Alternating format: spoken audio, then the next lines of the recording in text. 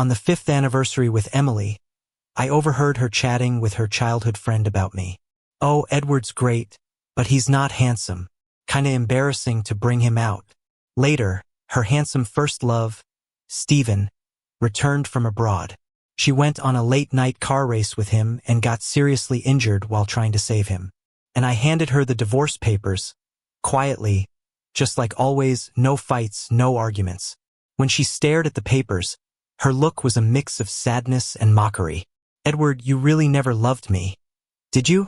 Emily had gotten drunk again. I got the call just after wrapping up some work. It was midnight. I drove to the largest bar in a city. The top floor hallway was quiet, making the noise from the room stand out. "Edward's nice everywhere but his looks. It's embarrassing to take him out." Emily's voice was lazy, lifeless, like a stagnant pool. I pushed the door open, fell silent for a moment. Her childhood friend nudged her. "Emily, your husband's here to take you home." Emily looked up lazily and suddenly smiled, reaching out to me. "Hubby, let's go home." Who knows how many times this has happened. Last time, she turned sour-faced over rumors about Stephen and some actress. Before that, she left a shareholders' meeting early because of gossip about Stephen. And today, she stormed out in the middle of negotiations with a client, leaving me to apologize on her behalf. So what was it this time? I nodded to the others, supporting her as most of her weight leaned into me. Someone suddenly called out to me, hesitating, "Hey, Stephen's back. Be careful." I nodded, didn't say much. "So, she's acting crazy again 'cause Stephen's back?" "Edward," she murmured, half drunk, half sober, "he's back." The breeze coming through the slightly open window was chilly. She sobered up a few seconds later, glancing at me, and chuckled. "Edward, you're really boring." It's the second time she's called me boring today. I guess the interesting one is back. I just nodded, not defending myself. This was typical for Emily and me. She made sure everyone knew how much she despised me, while I responded to all her outbursts with silence. She looked down on me, thought I wasn't good-looking, gentle, or interesting. She could list 100 things wrong with me. Our marriage was just following her grandfather's last wish. According to her, if my dad hadn't worked for her family as a driver and died in an accident, and if her grandfather hadn't pitted me and taken me in, I'd probably have gone to an ordinary college, got a 9-to-5 job, and marry an ordinary woman. No chance of meeting someone from her world, let alone marrying the family's only heir. But when her grandfather fell ill, everyone hoped to snatch a piece of the family business. Her uncles and aunts were eyeing it greedily. The stock price kept plummeting, and a large asset was seized by the government, nearly driving the company to bankruptcy. Back then, Emily was chasing Stephen abroad.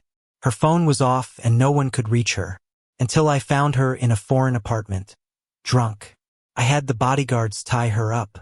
She'd never suffered like this before, bound and pinned to the ground, glaring at me with furious eyes.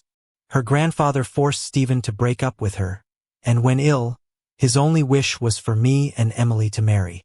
"Emily, I didn't know how you charmed Grandpa, but I'll never fall for you or marry you." I remembered that young girl at 17, sitting on the sofa and kissing my lips. "Edward, I kinda like you." That stirred my heart, but then brutally cut off. I sat on the sofa slowly. Grandpa's temporarily handed the reins to me. "If you don't marry me today, I can't guarantee your beloved's company will remain untouched." Meeting her resentful gaze, I continued softly. "Maybe you inherited your dad and Grandpa's business acumen. You are a raw gem, but the company can't wait for you to grow. You can cling to your shares and watch others devour it and walk away. Keep living your high life." She stared at me in shock, ultimately choosing to come back and marry me. Raised by her grandpa, I was trained to be an heir. Post-graduation, he guided me hands-on. Emily didn't get along with him since childhood, never taking a shine to any of this. I needed the perfect opportunity to rightfully take over the company. Marrying Emily was the fastest way. When her grandfather passed away, Emily and I maintained an outward appearance of a loving couple. In those turbulent years when the company was shaky, even Emily matured rapidly. She truly inherited the business savviness of her grandpa and father, decisive, ruthless. Until we dealt with the family threats, stabilized the company, she reverted to her lazy self. After that, Emily disappeared for weeks, but the PR team managed to suppress several stories of her and Stephen together.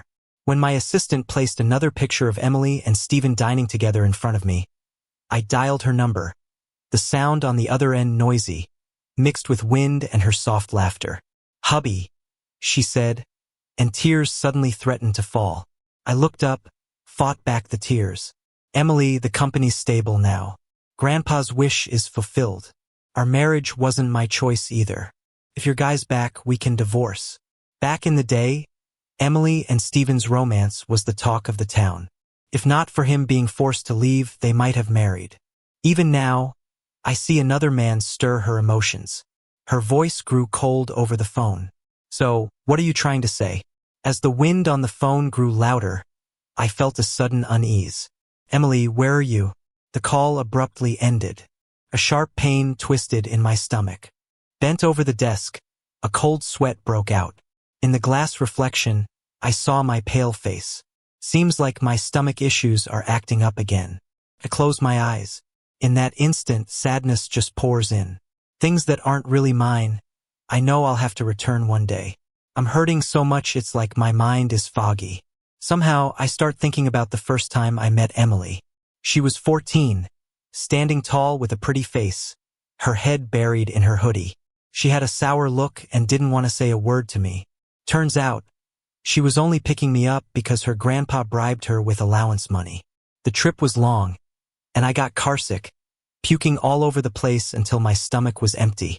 She reached over and handed me a warm bottle of milk. I remember her hand. It seemed to glow in that dim space. We ended up going to the same school. At first, she didn't hate me like she does now. She'd bike me to school, 'cause I was so carsick. When I got locked in a bathroom as a prank, she searched the whole school until she found me. Then suddenly, flash forward to a lazy, trouble-making teen pulling my hair. "I'm going to the internet cafe this afternoon. If you snitch, you're dead." Then, for some reason, she threw her arm around my shoulder. "Just to be safe, you should come with me." So we went, with her gaming while I plodded through homework. We got home later as expected, and she got punished again. The night was cold in the front yard. She knelt there but gave me a little wink. I never really got why she always wanted to challenge Grandpa. The year we graduated middle school, our class went to the beach to see fireworks. I got left behind on the deserted road.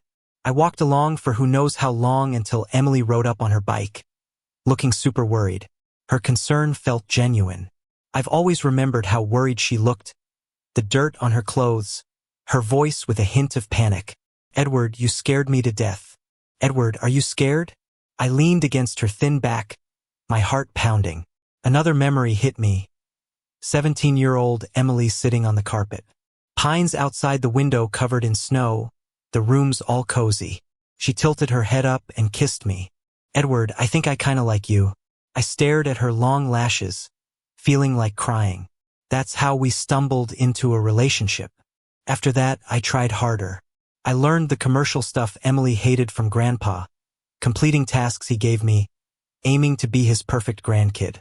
Grandpa was more and more pleased, got me etiquette lessons, and introduced me to everyone with pride, calling me his favorite grandson. It only took 2 years to go from a timid, scared boy to a decisive, smart professional. Grandpa wanted a well-matched grandson-in-law, a noble and handsome guy from a good family. I was never part of that ideal. He needed power alliances. I had to muster all my courage to finally stand before him, asking for a chance to be with her. "Grandpa, would you consider me?" He seemed surprised I'd say that, but eventually sighed. "Edward, this path is hard. One day you might see Emily as a foolish brat and regret this choice." I looked down, voice a bit hoarse. "I'm not scared. I got busier with more to learn." Seeing Emily was less frequent. Whenever we met, she was either just punished by Grandpa or on the way to punishment. Emily started hating me then. She moved out and we saw each other even less. Later, during a school badminton match, she specifically asked me to bring her water. I looked up from my book and caught her smiling eyes. "You're my boyfriend, right? Other boyfriends bring water." That match was awesome. I was all happy, but she just ran into the arms of a boy out of nowhere. Didn't you hear? Emily got with the school heartthrob yesterday. Why's anyone trying to break them up? Malice came in waves, full of disdain and ridicule. I slowly pulled my hand back, the cold bottle numbing me all over. I just stared at Emily, saw that mocking look in her eyes. Is that how it is? I stepped closer, looking up at her. Her smile was harsh, blatant in its cruelty. Her arrogance was obvious. Edward, you didn't really think I liked you, did you? Just a leech in my family thinking he's part of it. She tapped my forehead. Wake up, idiot. Think it through. Would I like you? You just seemed super pitiful. Time makes it hard to recall how I felt then, but the feeling of being an outsider, worried about annoying others, failing at boring, complex stuff, none of that hurt as much as her eyes did that day, cutting right into me, flooding with cold. It was so cold. I tilted my head, smiling. Then Emily, let's break up. Emily later said I reminded her of Grandpa, cold and indifferent. I guess she's right. Old me couldn't have calmly faced the humiliation from a girl I liked. Emily got into an accident once. Emergency surgery. When the call ended, I saw a headline on my phone. Stephen seen distraught at the hospital after crashing during a race. Comments were buzzing, asking who made Stephen so upset. Hands shaking. I clicked in, seeing a tied red string on her wrist in the ambulance. Emily got hers the 3rd year we married, asking for safety. Mine was locked away in a drawer. I called one of her usual buddies, piecing it all together. There was a small club race tonight. Emily and Stephen were both racing. During it, they crashed into another car. Emily's injuries were so bad because she tried to protect Stephen in the passenger seat. Even over the phone, they sounded guilty. Man, I don't know how it happened, but it wasn't on purpose. With Emily's skills, she should have dodged that car. In the dim parking lot, I rested my head on the steering wheel for a while before driving home. Once there, I turned on the lights and set the AC to its lowest. I curled up under the covers and fell into a deep sleep. In my dream, it alternated between teenage Emily secretly holding my hand and her carrying me home drunk after a business deal. Then, it was Emily lying in the hospital with an uncertain fate. The dream scared me awake. It was already bright outside, and the delivery guy had already arrived. I got a message from my assistant. Emily's head injury was serious, but thankfully not life-threatening. At the hospital, Emily was out of danger. Through the glass door, I saw her pale face on the bed, her head wrapped in bandages. Her eyes were open, looking towards the window. Beneath it, a man slept on the couch, his black hair falling over his shoulder. I watched quietly, then turned and left. Inside, Emily seemed to sense something, but when she looked up, she saw nothing. I went to work as usual. My assistant updated me about Emily every day. For 7 days, we didn't exchange a word. She didn't reach out, and I didn't make the first move either. Assistant Xiaoqin glanced at me. Boss, things are slow at the company right now, no major meetings. Emily seems upset. Shouldn't you visit? I finished my work, nearly wrapping things up. At the bottom of the pile was a divorce agreement. Initially, I learned business management from my grandpa to keep up with Emily. But when the family fell apart, when that once authoritative man came to me for help, I had just one thought: to protect her. Grandpa had been good to me. Without him, I might have ended up like other town folks, dropping out of school, getting a regular job, marrying simply. After losing all family, he gave me a home. Grandpa was strict, but his eyes were mostly gentle when he looked at me.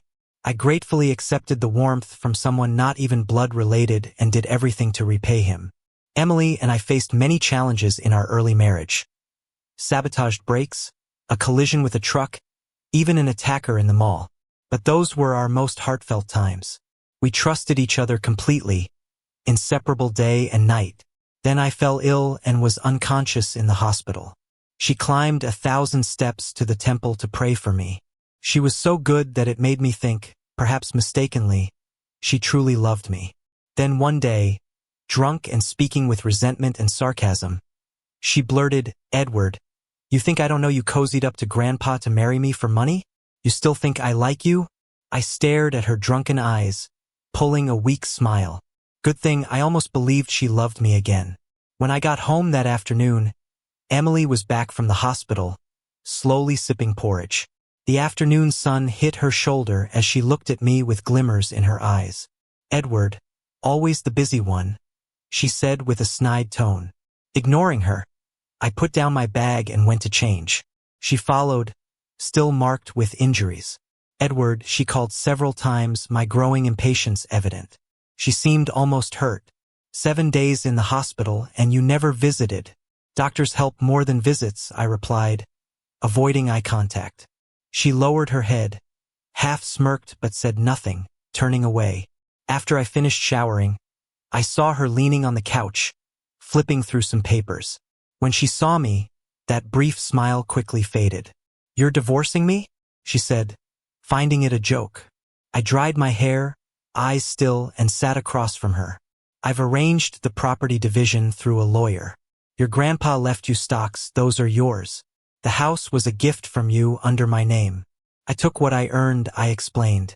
Still holding the divorce papers in her hand, she scoffed. "Emotional breakdown?" She looked at me suddenly, saying, "Sometimes you're just like Grandpa. Whether someone cries or acts up, it never bothers you. You stay detached as if it's someone else's problem, even if it's close to home." Grandpa was tough, old school, and believed in harsh teachings for boys. Being a girl, I was spared somewhat, though he humiliated me often. Emily never liked him. Yet, I felt even his harshest decisions were right, paving a way for Emily. He secured her financially before passing, even if she never married me. I never understood her resentment. Seeing me silent, Emily abruptly tore the divorce papers, furious. "Edward, wasn't I good to you? I gave you everything, cared for you when sick, and tended to you lovingly. When have you seen me serve anyone like that? Edward, are you heartless?" Indeed, she was very kind to me back then. I remember when she decided to surprise me with a mountain hike in a neighboring state. The mountain was high. I eventually refused to move any further. The path was a paved road, not too steep. She grabbed my hand and pulled me forward, step by step. The wind was strong that night, and I was a bit drowsy. I could only vaguely hear her helpless voice. "Edward, you seem a bit thinner. Aren't you curious about the surprise?" I remember the cool breeze in the mountains that night, and the city lights below shimmering like stars. Fireworks were going off everywhere, brilliant and grand. "Honey," I turned my head to see a gentle kiss fall on my lips. City A is called the City of Fireworks, known for the most unique and beautiful displays. That year, we missed the beach fireworks, but at that moment, it felt complete. Emily can be a great lover when she's in love, but when she hates someone, she's brutal and mean. I snapped back to reality, trying to say something, but then I heard her soft, somewhat lost voice. "Maybe you won't believe this, but I really do love you." After she said that, her face turned suddenly pale, and she almost fainted right onto the sofa. I hurried to catch her, looking at the bandage on her head, feeling oddly like laughing. And so I did laugh. Just recently, she was acting like she was head over heels for Stephen, even getting hurt to protect him. I couldn't understand risking your life for someone. If that's not love, what is it? But now she's saying she loves me. "Emily, I talked to the doctor. He said you had 28 stitches on your head, barely missing a critical spot. You've lived a pampered life since you were young, scared of pain. The worst you'd ever felt was Grandpa giving you a little cut. So, I think you really love Stephen, willing to risk your life for him. You and he really seem made for each other. I've seen them eat together in the cafeteria, seen them criticized during flag-raising ceremonies for being a model of young love. Watched videos of their races in college. They match each other, in looks and interests, both passionate and vivid. Standing there, they just look perfect together. In comparison, my times with Emily were dull, like plain water, casting a bleak contrast. Maybe not even Emily remembers that she and Stephen were the campus couple everyone shipped. In the shadowy corners behind their brightness was a boy with reddened eyes, head buried on his desk. Back then, he was trying to break up their relationship, a coward who got dumped and didn't have the guts to even ask why. With you and me, it's just a mutual delay. I even laughed a bit after saying that, but my heart felt surprisingly calm. Since the day we got married, I knew this day would come. Grandpa didn't agree to you and Stephen before. Now you can be with him. So what about us? I said, feeling helpless. Emily, we're not meant to be married. She silently looked at me, making my chest tighten with unease. She watched me, explaining the accident was on me, it was my distraction that caused it. I didn't want innocent people getting hurt, but it's not because of love. It's been 5 years. I stopped loving him long ago. You can't use this as a reason to divorce me. I looked down, mindlessly fiddling with my hair, waiting for her next words. I don't love him, Edward, I don't. She reached out and pulled me into a hug. I glanced at the wedding photo on the wall, hanging in the most visible spot in the living room. Even now, I can recall how I felt the first time I wore a wedding dress. There was a touch of youthful excitement, especially since I was marrying someone I'd liked since I was a girl. But Emily didn't like me then. Her face in that wedding photo, exquisite yet exceptionally cold, showed no hint of a smile. After the photo was taken, she even leaned into my ear to tease, Edward, I heard you never dated anyone all these years. Do you still like me? I just looked back at her, saying nothing. I knew that talking to someone like Emily, the more you say, the more she pushes. If you stay silent, she finds it boring and won't bother. I closed my eyes, whispering in her ear, Emily, if it's been 5 years and you don't like Stephen anymore, maybe in the next 5 years, learn to fall in love with someone new. Her body stiffened, and after a long moment, she pulled away, arms pressing against my shoulders. I quietly met her gaze, seeing nothing but her red eyes, until finally, she let out a sorrowful smile. Edward, you really never liked me. Emily and I parted on bad terms. She's been at the office lately while I finished handing over some work and went on a self-imposed vacation. I called up a friend to go shopping, something I rarely have time for.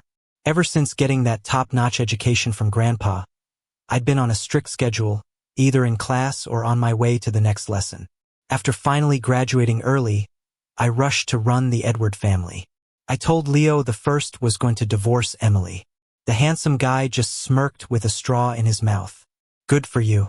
We've been brothers for years, and he's the only one who knows the full story between Emily and me. After a while of wandering, we sat down on a park bench. The seasons changed drastically in Rongqing. It seemed like summer just days ago, but suddenly it shifted to autumn. I thought you'd try to stop me from getting divorced, I laughed. To everyone else, no matter how smart or capable I was, marrying Emily seemed like I was reaching too high. Leo leaned against my shoulder. Edward, since the first time I met you, you always seemed so tired. You act all nice, like you're everyone's friend, but inside, it's like there's this wasteland where nothing grows. You care too much about obligations, and you're terrified of losing the few connections tying you to this world. After breaking up with Emily in high school, I felt like I had the worst flu. As drained as I'd ever been, both physically and mentally. Piece by piece, it was unbearable. I would often cry under my covers at night, but each morning, I went back to learning the schedule Grandpa set. He put a lot of importance on me. I was the grandson he envisioned. Thoughtful, obedient, never defiant. I couldn't bear the look of disappointment in his eyes. So, I meticulously did everything he asked, always on edge, never slacking. So, Edward, happy divorce. She keeps tearing up the divorce papers, so I just keep sending them over. The moment she opens her eyes, she'll see the ones I've already signed. We've just been at a standoff like this for 2 months. Leo and I traveled all over the country. When I got back to my hometown, it was almost New Year's. The old house at home had been knocked down a few years ago and built a new 2-story white building. Emily kept sending me messages. Edward, do you care about me? Do you care about me? Edward, do you plan to stay with me forever like this? Honey, I miss you. The messages kept coming, filling up my whole phone screen. Edward, I'm sorry. I love you. Leo leaned over, took a look. She seems to like you a lot. Maybe. I toyed with the translucent white porcelain bottle in my hand, placing it on the table in the yard. I put a sunflower in it, But a person can like many people. In high school, she said she liked me. I believed her. Then got married, and she said she loved me many times. But in high school, she abandoned herself without hesitation, letting herself be a joke in others' eyes. After marriage, she was two-faced, thinking about Steven, even willing to risk her life for him. Her friends said, with Emily's driving skills, she couldn't possibly avoid the car. I guess it's probably just concern causing chaos. Moreover, she doesn't like me. Didn't she say she likes you? Leo smirked. Maybe she feels insulted because I asked for a divorce and wants to mess with me. Besides, I don't like her anymore. Edward. A weary and slightly angry voice sounded. I turned around and saw Emily, exhausted, her hair blown into a mess. Only her pair of pretty eyes stared at me. The scene strangely overlapped with the girl who picked me up to Grandpa's house 10 years ago. With the same grumpy face, as if someone owed her money. She spoke word by word. Edward, you were hard to find. Leo went back the day after Emily arrived. We both went to see him off. On the way back, we were unusually quiet, probably because it was close to New Year's. The town was full of people selling New Year goods, lanterns and couplets, all red as you could see, very festive. Aren't you going back for New Year's? I broke the silence. Every year, Edward's family gets together for New Year's. All the branches come with their kids to Emily's to pay respects, have a meal and leave. Are you coming with me? She asked. I lowered my head, burying my face in my scarf, my voice with a hint of helplessness. Emily, I'm serious. I don't like you anymore. All these years, I've been grateful for what Edward's family has done for me. But Emily, I'm tired over these years. Ever since stepping into the study, I've been on edge, always having a tight string in my mind. A kid living under someone else's roof always watches people's expressions. I was always afraid of making a wrong move. Later, taking over the company, I never dared to slack, afraid one wrong decision would put the company at risk. Then my body broke down, fell seriously ill. That blow came untimely. The company was at an important bidding stage with another company. The illness came suddenly. Recovery took time. At that time, both my body and mind reached their limits, causing me to be in a coma in the hospital for quite a while. Emily lifted her hand, pulling me into a hug. It's snowing, Emily said, tightening her arms, not letting me break free. Edward, let me hold you a bit longer. Her voice trembled slightly. Did you ever like me? That snowy day? She kept asking the same question over and over. I closed my eyes, feeling the snow melting into water on my face. I liked her the most when she stabbed me with a knife. For years after sharing the same bed, the old wounds never healed. I did like her after marriage, but it was exhausting. Loving someone was really exhausting. Just thinking about the past she had with someone else made me inexplicably sad. I don't want to feel this way. Edward, you never liked me. She lowered her head, burying her face in my neck. Edward, you've never told me you liked me, no matter how I treated you. I was close to dying in surgery in the hospital, yet you didn't visit me once. When I was discharged, you couldn't wait to divorce me. Edward, you made me feel like a joke. Your heart seems forever unmoved. You only remember my faults. Weren't you cruel to me as well? The next day, I bought a lot of New Year goods. Emily worked at home. The festive spirit was strong in the small town. Firecrackers going off everywhere. I stood on a chair at the door to stick couplets. Looking up, I saw Emily at the second-floor window. She watched me quietly, not sure what she was thinking. On New Year's, we went to the river to set off fireworks together. Returning, it was already 10 p.m. I held a sparkler, moving forward slowly. She walked beside me, suddenly asked, the day I arrived, I heard you talking with your friend, saying you didn't like me anymore. I want to know, did you like me those years after marriage? I thought for a moment, but didn't answer her question. Emily, I was serious when I said I don't like you anymore. Over those years of marriage, I had felt moved, but those feelings gradually vanished. When you acted recklessly for Steven, making me clean up your mess. This feeling is like after a long day at work, coming home to find it wrecked by some bratty kid. And besides, I looked up, smiling. Emily, do you think I'm that foolish?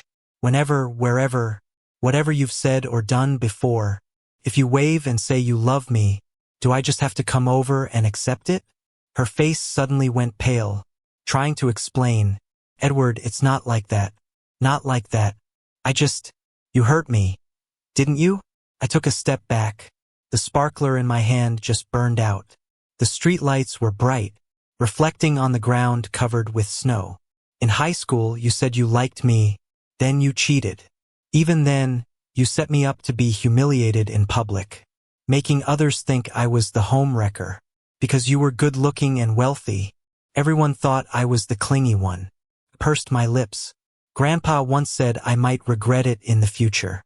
Back then, I did regret it, because I thought you were pretty awful. At that time, all I did was eat, sleep, and study. My foundation was too weak, especially in language compared to kids who went to international schools since young. Even now, I still feel that period was tough, but the stuff you learn is yours to keep. Back then, I really wanted a future with Emily. After the wedding, just like you said, you treated me really well. So well that I almost believed you really loved me. But just when I was about to fall for you, you said you were just playing me. People keep making the same mistakes. Even though I knew she was no good, didn't love me, and treated our relationship like a game, I still got attached. That's how I gave her chance after chance to hurt me. You know the story of the boy who cried wolf, right? Emily's eyes suddenly reddened. I turned and walked forward. Under the streetlight, the snow looked stunningly beautiful. I'm sorry, Edward, Emily said, hurrying after me. Are we still friends? If we divorce, are we still friends? I saw the tears and confusion in her eyes, and finally, a little plea. Edward, if we divorce, does that mean nothing between us? I looked up. We're family, aren't we? She looked down, her eyelashes holding snowflakes that melted into tears on her face. She pressed her lips to my forehead. Then let's be family. Emily left after the new year, and we finalized the divorce soon after. Parting ways was the best choice for us at the time. She didn't cling on, just sent me daily updates about random things in her life. I didn't expect to run into Steven here. Turns out they picked this place for his new movie shoot. He seemed surprised to see me too. I had just gotten off work, looking a bit rough around the edges. We both knew about each other but had never formally met. He walked over, eyes smiling and a voice full of youthful energy. What should I call you? I thought for a moment you can call me Edward. Being friends with my ex-wife's first love wasn't really an option for me. But since Steven didn't know anyone else in town and was shooting here, he almost naturally started dropping by my place after work to eat and hang out. The local cuisine is pretty salty and spicy, which he wasn't used to. But after tasting my cooking, he wasn't leaving anytime soon. I spent my days learning pottery from a local master. In my free time, I'd shoot videos and post them on an overseas video app. Surprisingly, I got quite a bit of attention. One day, while Steven was happily slurping noodles, he said, "No wonder Emily liked you so much." He paused, then asked, "Why are you here alone? Did you and Emily fight?" I rested my chin in my hand and looked at him. "We divorced." "What? I thought you guys just had a fight."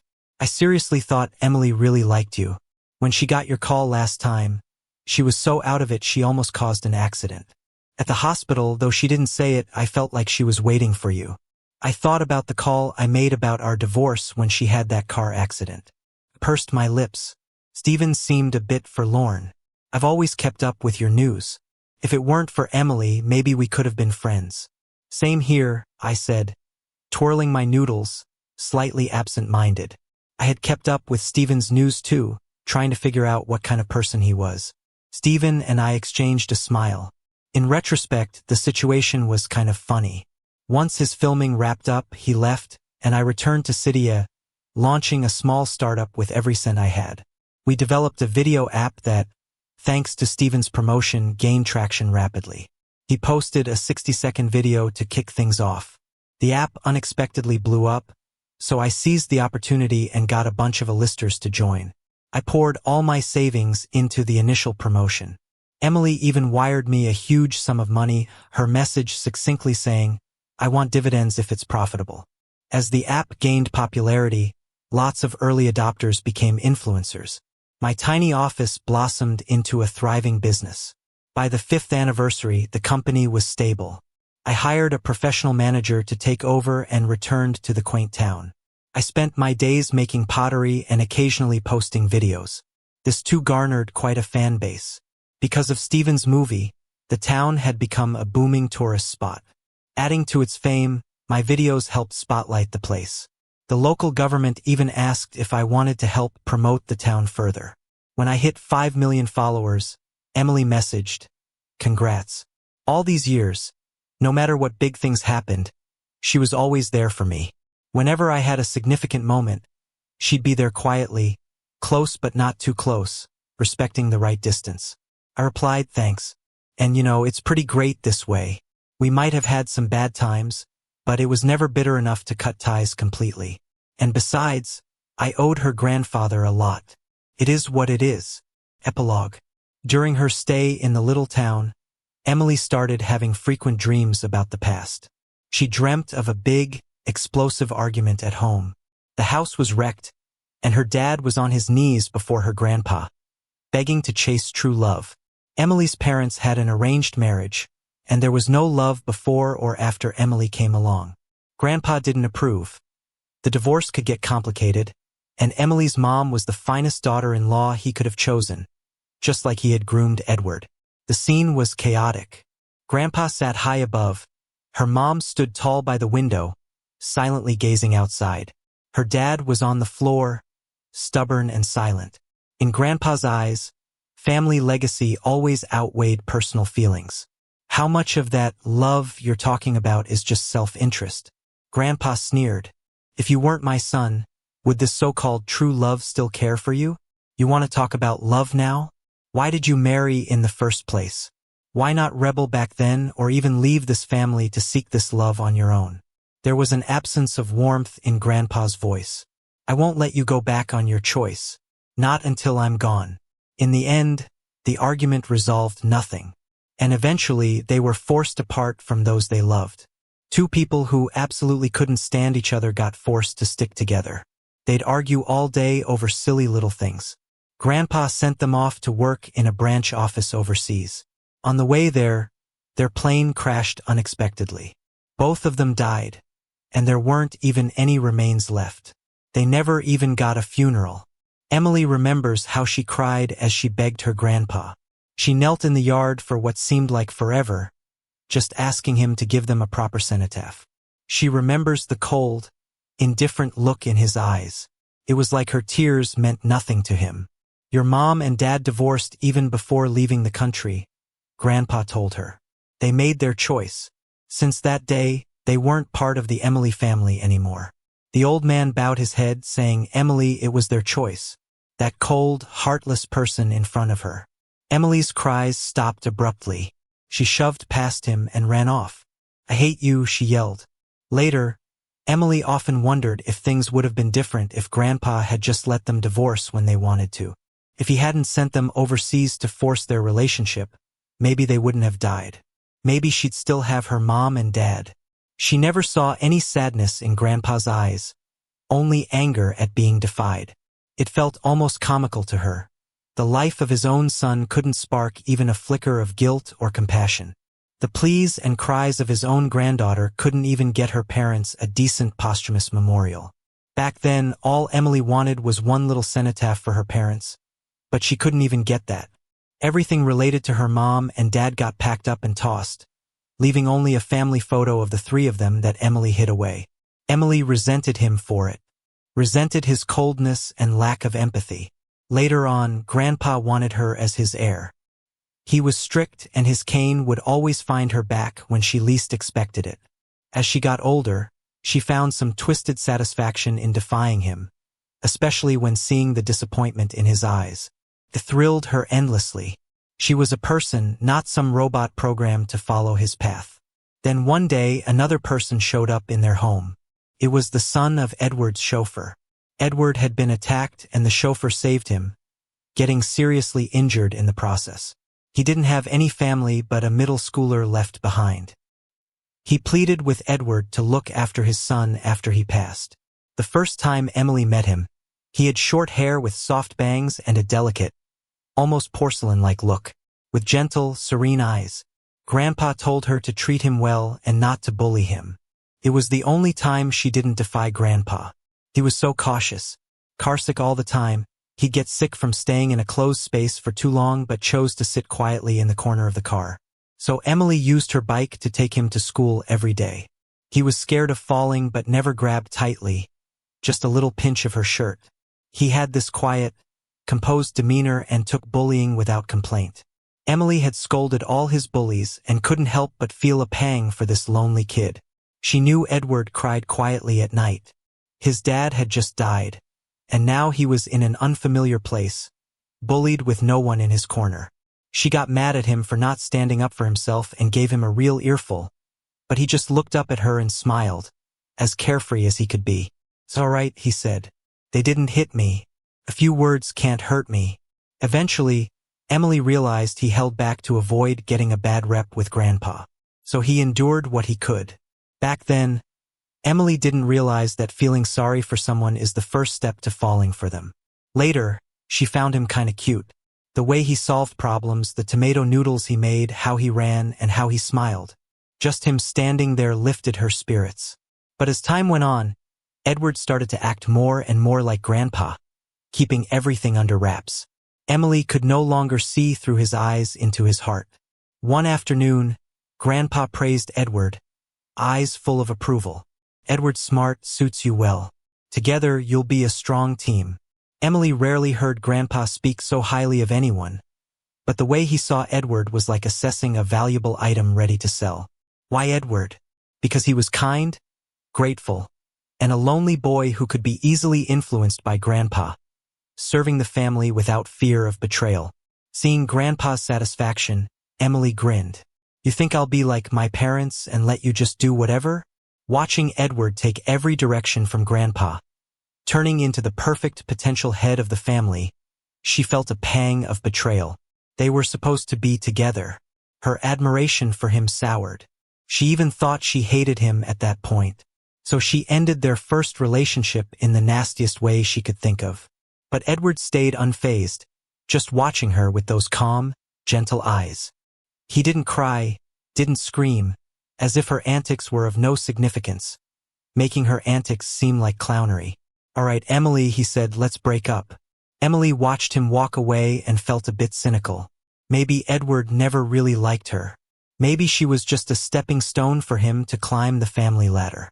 After all, it's pretty much impossible for a poor kid to break through social class barriers. Grieving over Edward, the old man loosened his grip on Emily's life. She moved out and started dating Stephen. He was charming, vibrant, passionate, and shared her interests. After high school graduation, being with Stephen was one of the rare times she felt a sense of freedom. She chose the same college as Stephen. Those 5 years, she hardly ever saw Edward. Just occasionally heard his name pop up.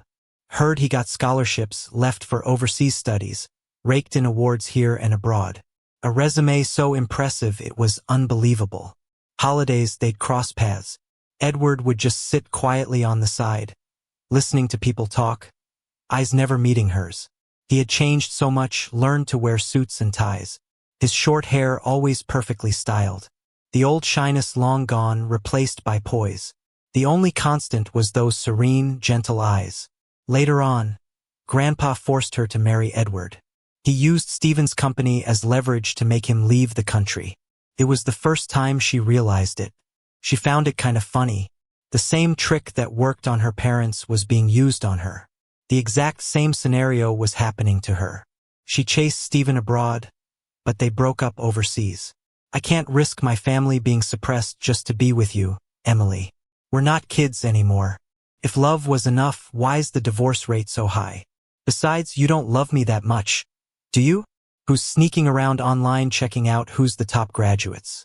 "Huh?" Emily asked him. "Then why are you with me?" He waved the bracelet in his hand. "Oh please, you're rich, generous, good-looking. Dating you is a huge win for me." They fell silent. The wind by the river messed up their hair. Emily broke the silence. I'm sorry about my grandpa. I apologize on his behalf. It's fine. I get it. Plus, it's just a few years abroad. No big deal.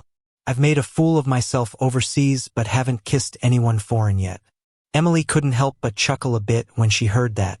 Then, she saw Stephen just shrug and smile. See? I can say that and you won't get mad. Everyone says we're a match, but all these years we've never really been like a couple. I just happen to like the same stuff you did, which gave you the wrong idea. Emily denied it. What kind of twisted logic is that? You just like me, but you don't love me. Liking is just a feeling you can have for anyone. But loving someone makes you jealous of everything around them that has nothing to do with you, especially when it involves another woman. You don't love me. So goodbye, Emily. They broke up without any fighting or bitterness. It was as calm as any regular day. Emily didn't even feel sad. When she left, she saw someone unexpected. Even though the years had passed, she recognized her mom immediately, the one rumored to have died in a plane crash years ago. She seemed to be with another family now. There was a boy who seemed about 14 or 15, and a little girl around 5 or 6. She heard the boy call the woman mommy. Standing outside the glass, Emily saw the family of 3, and her eyes turned red. She could hardly breathe. Inside, the woman looked up but didn't recognize her. Emily wasn't sure how she left. She returned to her temporary place and called her grandpa. Did you know Dad's still alive? There was silence for a few seconds. Emily was on edge, like a criminal awaiting the final verdict, so she didn't notice the frailness in the old man's voice. Back then, her parents both had their own lovers. After their divorce, they were afraid that their lovers would get dragged into it all. Her mom especially feared her family would get caught up in it. So they planned their fake deaths to escape the marriage, leaving behind their names and family. They did it flawlessly. If it wasn't for an unusual asset transfer, Grandpa might have been fooled too. When he learned the truth, relief was his first reaction, followed by overwhelming anger. Seeing Emily cry in front of him, pleading to erect a memorial for her parents, he didn't know what to say. He banished them from the family and told them never to appear before Emily. He pretended they had no daughter. As for Emily, she should believe they were already dead. Now Emily understood why Grandpa never revealed the truth. How can you explain that your parents don't want you and never thought of you? On the other end of the line, the old man's voice was gentle. Emily, don't be sad for people who aren't worth it. Grandpa will give the best to our Emily. Emily didn't know Grandpa was gravely ill. She thought, like every other time, he'd pull through just fine. That day she got terribly drunk until Edward found her. Emily suddenly felt some anger. She wasn't sure what she was mad about. She said, I'll never marry you. Edward looked at her pained face, calmly weighing the pros and cons with her. Not long after she married Edward, Grandpa passed away. After they dealt with everything, before they even had time to fully grieve, they got right back to work. Emily didn't expect it to be so hard. She suddenly regretted not listening to Grandpa before because now she was stumbling around. Edward patiently taught her everything. During that time, Emily could sense a deep exhaustion in him, almost radiating from his soul. He was more mature and collected than he was years ago. He was decisive, always able to come up with the quickest and best solutions, minimizing losses. But he was too logical, always thinking about the potential losses in any situation. Later, her uncle tried to drug her to create a scandal. When she woke up, Edward was beside her, sleeping peacefully, his hair all messy. She blushed. It was her first time. Edward seemed unfazed, just explaining last night's events systematically. In short, it was all an accident. She knew it was an accident, knew she was kind of half coercing, half tempting him into sleeping with her, but she wasn't happy with how casual he was about it. Edward was always so detached, never showing any passionate emotions, but she couldn't warm his heart up, even if he'd smile at her. Emily met her own needs and would sometimes unconsciously rely on herself, but she couldn't feel Edward's love for her. Later on, Edward got sick. His health was really bad. All his levels were off. He was in a coma at the hospital. Emily felt a wave of panic again. She wasn't religious, but after work, she rushed to that temple everyone said was powerful. The mountain was steep with long stairs, with only the streetlights to accompany her. She thought to herself, maybe if she was a bit more sincere, then more sincere Edward would be safe. All she wanted was for him to be safe. Then, after Edward got better and was discharged, one day she got a call meant for Edward. "Edward, you've got a checkup scheduled for next week," the doctor said. "Could you come in earlier for a full-body exam?" Emily felt like she was thrown into an icy pit. She hung up the phone and felt a bit mocked by everything she'd done over the past 2 years. She once thought she could win over his heart.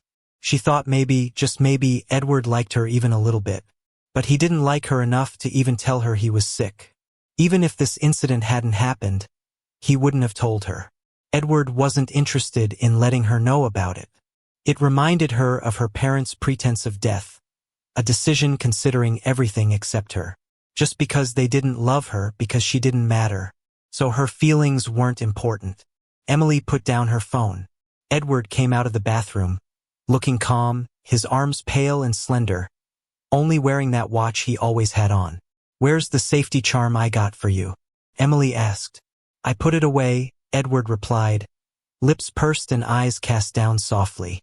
He didn't notice Emily's slightly cold gaze. Emily realized that maybe Edward really didn't love her. This realization drove her crazy. No matter how she behaved, Edward didn't seem to care. She was cold to him and he was cold back. He always seemed calm, not even sparing a glance at her. She showed interest in other men, behaving out of control like she was creating drama. But Edward just cleaned up the messes she left behind over and over again. She felt like she was going mad. She wished Edward would argue with her, even if he hit her or yelled at her. Anything but this nothingness. She faked being drunk and said some hurtful things, but through her intoxicated haze, she saw his ever-indifferent face. Emily suddenly felt like a fool, like a clown. It seemed like when she liked him and treated him well, he just accepted it. And when she stopped liking him, he didn't care. She tried to rip off his facade of indifference, only to find he truly didn't care. He even wanted a divorce. Emily pulled herself from her thoughts. Downstairs was Edward, carefully putting up spring couplets with his cooperatively soft demeanor. Yet, in the business world, he was famously tough. She recalled what others said about him. A little Red Riding Hood face with the cunning of a big bad wolf. Suddenly, she remembered her grandfather's call. She thought she finally understood what was best. They ended up getting divorced. Emily's trust had been exhausted over the years, making Edward wary. Emily knew that even if they stayed together now, it would be just like before. She didn't want him troubled by it anymore, so she didn't cling to him. There was always one step separating them, then another. There were too many wounds that hadn't healed. It would take time, the best medicine. As long as he wasn't with someone else, she could wait forever.